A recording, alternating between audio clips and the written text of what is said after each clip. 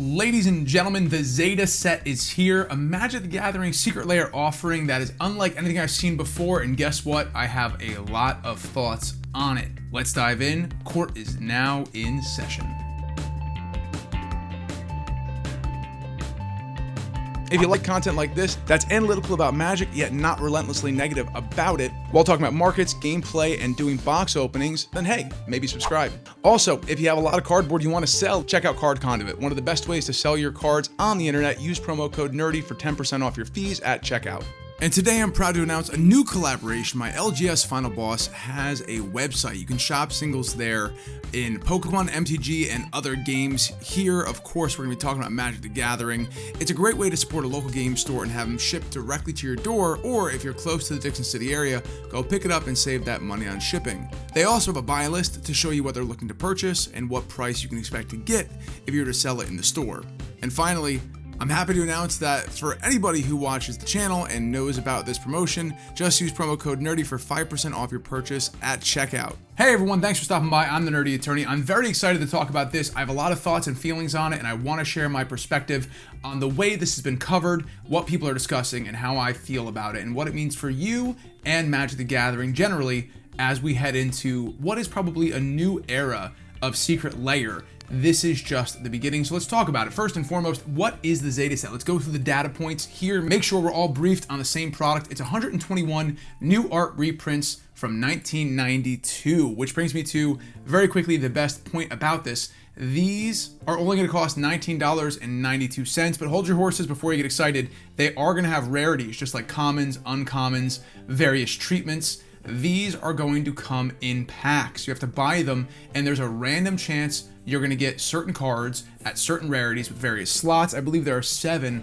per pack, and there's limit 12 per customer as supplies last. So first and foremost, these look like and are throwbacks to the playtest cards. They're extremely rare. I'm sure most of you have seen the Ben Bateman video where he shows the $25,000 graded playtest card. Brandon Sanderson has talked about playtest cards. These are a known part of Magic the Gathering lore, and it looks like we're going to continue in that way here by bringing back some of these very basic style reprints. But I do like that we have the modern authentication stamp, we have the modern indicators down there, 2026 Wizards of the Coast, and best of all, these will be the actual regular form and size of regular Magic cards that you can play with. There's some incredible reprints in here, including a Mox as well, which we'll get to. Darksteel Monolith, obviously that will be in the Mythic slot there.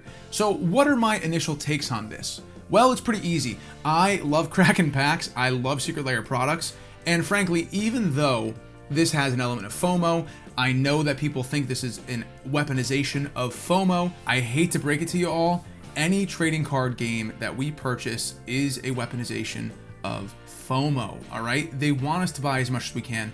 They want us to try and crack and crack and crack until we find the cards that we are chasing after. They want to boost the secondary market by having cards be very rare and hard to get, that people spend a lot of money on packs and they have to recoup that cost. So necessarily the price goes up on the secondary market. And all of that is just part of how collectible card games go. So I'm not going to give that as a negative knock on this product. I will knock, however, that this is selling packs direct to consumer, and I have been and always will be a giant champion of local game stores. I think they're important not just for the game, but for the people who play it and collect it and trade. It's an extra third space people can go to and interact. It takes you away from screens as you play an analog game with people, forces you to have conversations about what's right, what's wrong, what your deck looks like. It builds skills, it builds memories and friendships. There's so much about being at an LGS that is better than, in my opinion, sitting behind a screen and playing, I don't know, Call of Duty or who knows what alone, even if your friends are on chat, and even if that can still be a fun time. I like that this brings people out of the house and helps you meet people and be in an environment that, if well tended by the store owner, can be a really nice place to be. So the direct-to-consumer aspect of this is frustrating when they're selling packs direct-to-consumer. It's just like MTG 30.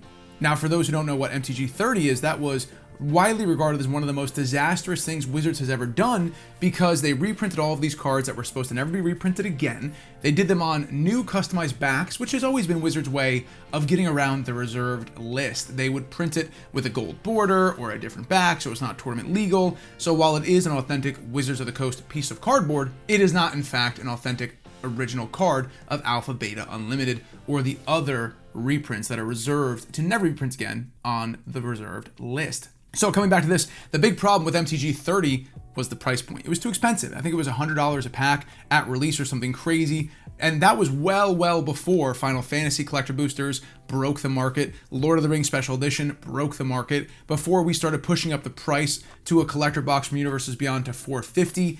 These $100 packs for MTG 30 came out in the backdrop of like $175 collector booster boxes. So really you can see why it frustrated folks. Here, looking at a pack of extremely rare cards at $19.92, where you can buy a maximum of 12, that means they're going to get themselves, for those quick at math, around $240 of maximum pre-tax money from you if you want to max out your 12 slot allocation, if you get in early enough to be able to grab these cards. Yes, scalper is going to be a problem. Yes, bots are going to be a problem, but that doesn't mean that I'm not excited. Foundry Inspector, come on now. I'm not excited for what is going to come in this set. We're going to go over more of the cards specifically in a second run here, but I do think that ultimately this is a good thing. I'm very excited for it. I wish it wasn't direct to consumer. I wish they gave these packs to LGSs exclusively. You want to make it exclusive? People will have to go look up where the LGS is, go into that environment, purchase some of these packs. You can't get them at Target, Walmart, or Amazon. That would have been sweet, and that would have been an ultimate win. And maybe one day, if somebody is listening to this small little YouTube channel and they go, hey, look, Nerdy's got a good idea there, maybe we do exclusive LGS promos and promo packs that aren't available anywhere else. That'd be a really great thing for the game and a really great thing for the community at large. But setting that aside, I do think this is a win. I think $19.92 per pack for what is essentially a collector's item that can be used in gameplay, of course, but is clearly harkening back to some of the best cards in Magic. Look at this Chatterstorm. Let's go. Oh my God, I definitely need that for Chatterfang. Absolute banger of a card. And for Hazel, of course. I do think the price point is right. $19.92 for a collectible pack is more than you're going to pay for most play booster packs unless they're old and getting hard to find. This is around where expensive set booster packs used to be, right? Modern Horizons 2, even when that came out, you were often paying double digits for those packs. So I don't think that this is an unprecedented price point. I also don't think that it's incorrect that they limit it to 12. I think that's a decent number. Do I think it'll be taken advantage of by algorithms and other ways to trick the system? Sure I do. Jolly Balloon Man, look at this. We are getting new cards reprinted in unusual printings as well. Copper Tablet, Mox Tantalite, let's go. Scoot Swarm, lots of great stuff. Okay, Skull Clamp, wow. A lot of things that I use in my Chatterfang deck. I gotta stop getting excited and go through these in a bit, but that is my market analysis of these cards and how they fit, how they're being distributed, and what their price point is. I think it's great. I really do. I like that if you want to just pick up 2 of these packs with tax and shipping, and you get to be a part of this experience, unlike MTG 30, which even if you wanted 1 pack, it just wasn't an option. Look at Nosferatu and Sengir Vampire. That's hilarious. So that is my market analysis. Let's talk about the cards themselves, Ornithopter, and bring us all the way back up to the top and talk about what I think about the art style, what I think about the selection of cards included in this set, and the rare versions of each set, and what I think about the special treatments. Well, first and foremost, I do think that we are going to have to wait to see how these actually look in person. A big part of this is these were just pieces of paper, right? These weren't traditional Magic the Gathering cards, so the texture might look off. If these have a shiny, waxy finish, I wonder what they're going to do. I can't wait to get these cards in hand, and I'm going to get my friends and family involved in being on cue to make sure we get some of these for the channel. I really want to see these in person. So, Sarah Angel, Baleful Strix. It's nice to start with 2 flyers that are indelible parts of the Magic the Gathering world, depending on the colors you play. Unearth, Glimpse the Impossible. Love that they used what is theoretically an impossible thing in real life. I forget what this is called, these kinds of illusions. But still, hey look, there's a glimpse of the impossible on there. Windfall with traditional money, Darksteel Monolith, all really nice inclusions here in the set. Of course, Arcane Signet, Llanowar, Sol Ring, lots of great things are going to be in here. Savannah Lion, Clown Car, which is funny, Garth, One Eye. So now let's talk about the treatments, the negative and the positive. And what I mean by that is the negative and the positive. I think it's funny that they swapped the color here in a black and white card. I like that they have almost like the bad photocopied artifacts on there that existed in the playtest cards that were with 1992 photocopy technology. That's cool. I also think it's very cool that this multicolor running out of ink style is the rare. I think it's going to look great on the table, and it's kind of ironic that we're looking at a product that looks like bad proxies, basically, but you're going to pay nearly premium prices to have a chance to get them. Those are my opinions on the way it looks. Let's talk about where I think the secondary market is going to go for these. I think sealed packs, especially with Chrome Mox as the chase, are going to do very well. But if we want to talk about a chase card of Chrome Mox, you can't avoid talking about Ether Drift. Ether Drift is a product that is still being held up by the potential of a Chrome Mox or a serialized Ether Spark in there as well. And those who haven't seen crazy movement, I think they will continue to go up. Collector products, I think, generally are a fairly safe bet. Not financial advice, none of this is. We're just yapping here and having fun. But I do think these are going to age very, very well because they are not print to demand, and we know the supply is going to be fairly limited. All that glitters, gut shot, oh my goodness, high tide, Night's Twister, Cultivate, Doomsday, Foundry Inspector. This is so cool. I think all of it is really great. I can't wait to see them in person. And I wonder if we're going to see any sort of foilings on these as well. If this is a foil, because that's going to look great. If the white part is actually rainbowed or is it matte, who knows? Chromatic Lantern, all of this is very exciting. Let's go down to the way bottom. We didn't show all of them. Duress, Ghostly Flicker, this is where we left off. Further down, I hope I'm not making anybody dizzy. Lightning Bolt, of course, is here, Merchant Scroll. So you can see as you're looking through here, there are rare, common, uncommon, and it's pretty obvious which ones are which. It's a shame this is Wheel of Misfortune. I know we can't reprint Wheel of Fortune, but come on now. We're so close. Imperial Recruiter, Imp's Mischief, Mana Echoes, Quicksilver Elemental. That's kind of a little disturbing, even though it is tin foil. Reliquary Tower, I like that one a lot. And Veto, Thorn of the Dusk Rose. So yeah, here we are. I think you're going to see these things seeing a really good future on the secondary market, but I do think, as ever, there's going to be a flood of people racing it to the bottom, and it might be worth waiting a week or 2 or 3 to pick up any of the rares that you really want. I do think Chrome Mox is going to start high and keep going higher, to be honest. We don't know the distribution of rares, and that's going to make this really difficult to price in at the beginning. So this might be one of those weird circumstances where if the prices aren't insane right off the bat, it might be worth picking it up if you really, really feel like this is a card you need to have in your collection. So this is September 2nd at noon. I'll be there. I hope you're there as well. If you want to keep tabs on it, feel free to check out the Discord. We talk about new releases, where we are in the line, how things are going, and remind each other that it's up and running just in case life gets a little bit busy. The Discord can help get you back on track with a Magic product you want to try and snag.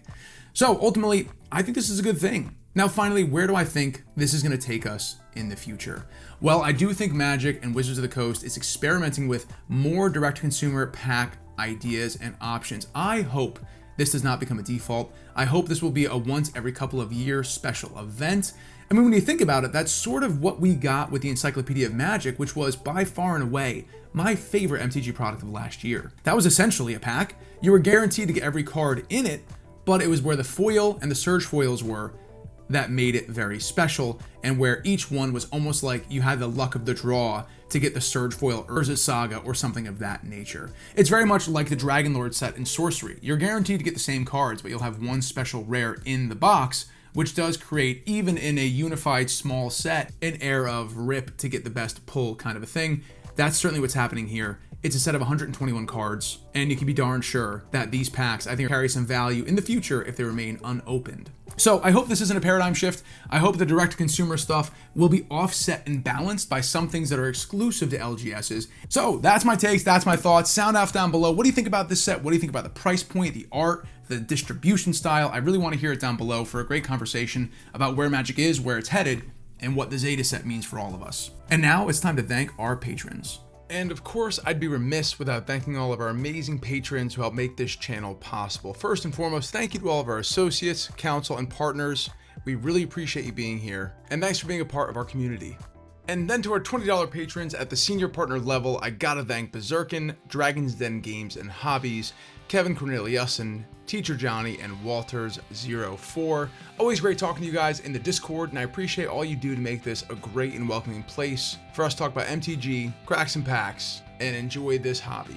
And then to our $50 equity partners, Tony MTG Prints, who makes incredible custom-made 3D printed boxes. Check him out on Etsy. It's really quite astounding, actually. My personal favorite is the dragon one, but the vampire crypt is a close second. And then Toucher of Woods, he's a carpenter and a huge MTG enthusiast. Thank you both for your continued support of this channel and what we do here.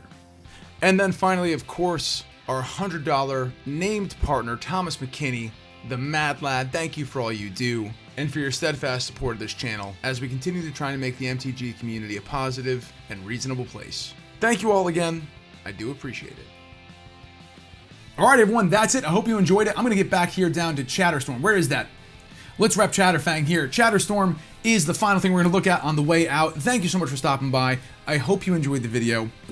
And hey, if you like content like this, make sure you like, comment, subscribe. If you want to support an LGS that's growing and flourishing and trying to increase its online platform, check out Final Boss in the description. Use my promo code NERDY for 5% off your singles while being able to support an LGS online, which is really cool. But until next time, everybody, I'm the Nerdy Attorney. Thanks for stopping by. Be excellent to each other. Play paper magic with your friends. And court is adjourned.